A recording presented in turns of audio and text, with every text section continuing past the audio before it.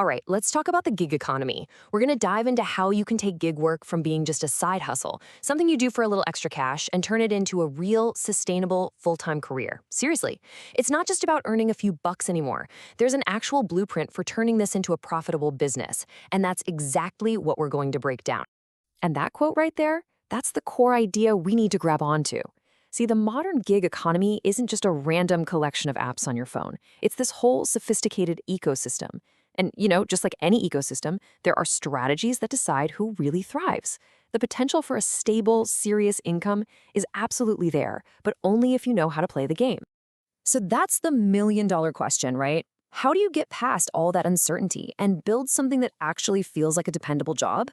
Well, it all starts with completely changing how you approach your day. So let's get into the first key strategy. Okay, so the absolute foundation of a successful gig career is a strategy called multi-apping. You know what the biggest profit killer is in this line of work? Downtime, just sitting around waiting. Multi-apping is the cure for that. It's all about strategically using multiple platforms to make sure you are always earning, from morning till night. I love this analogy. Think of yourself as a surfer. You wouldn't just sit on your board and wait for that one perfect giant wave that might only show up twice a day, right? No way. A smart surfer knows how to ride every kind of wave. So you're riding the big swells of the dinner rush on a food delivery app, but then you switch boards over to a package delivery app to catch those smaller but steadier waves in the afternoon. You're always in motion. So what does this actually look like in practice? It's about structuring your day with a real purpose. You're hitting those peak rush hours hard, lunch and dinner for food, the morning commute for ride sharing. But then, when demand dips, you don't just stop, you pivot. You bridge that gap with package deliveries. And for any real downtime, maybe when you're back home, you can fill those little gaps with online microtasks. Not a single minute gets wasted. And this is why that structure is so incredibly important. I mean, look at this. During a peak surge, ride sharing could pull in up to what?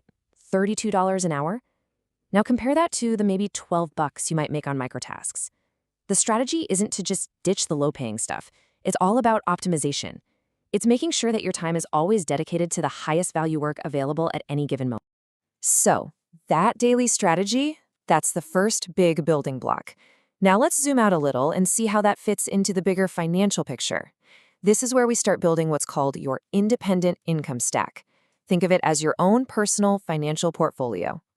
Your income stack is really made of two main parts. On one side, you've got your active labor. This is pretty straightforward. You're trading your time and your effort directly for money.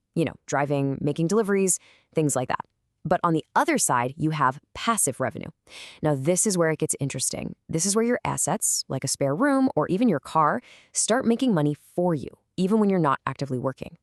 The real pros master both. So a really strong, resilient income stack looks something like this.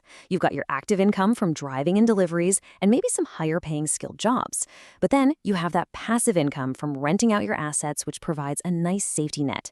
And those digital microtasks are still there, filling in every last little gap. This isn't just about earning more money. It's about building a financial firewall. So if one app has a slow week, who cares? The others pick up the slack. And listen, do not underestimate the power of that passive income slice. I mean, just by renting out assets you probably already have, your car on a platform like Turo, a spare room on Airbnb, you could potentially add up to $25,000 a year to your income. That is a huge financial cushion that works for you even while you're sleeping. This all leads to a really crucial shift in your mindset. You're not just a worker bouncing between jobs anymore. You need to start thinking like you're the manager of an investment portfolio. Your time and your assets, that's your capital. And by spreading that capital across different sectors, ride sharing, skilled tasks, passive rentals, you protect yourself from the volatility that sinks most people trying to make this a career. Okay, this brings us to what might be the single most important mindset shift of them all. It's time to start thinking like a CEO. And what does a CEO do?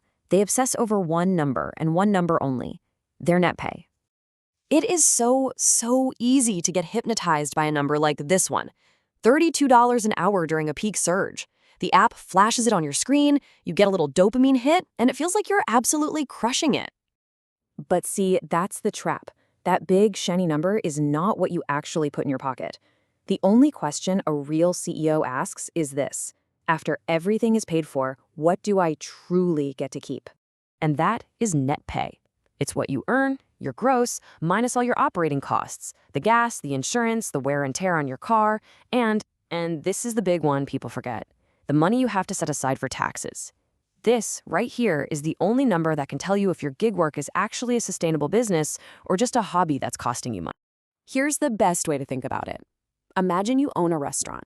You have a super busy Friday night and you make $1,000 in sales. You don't pop the champagne just yet, do you?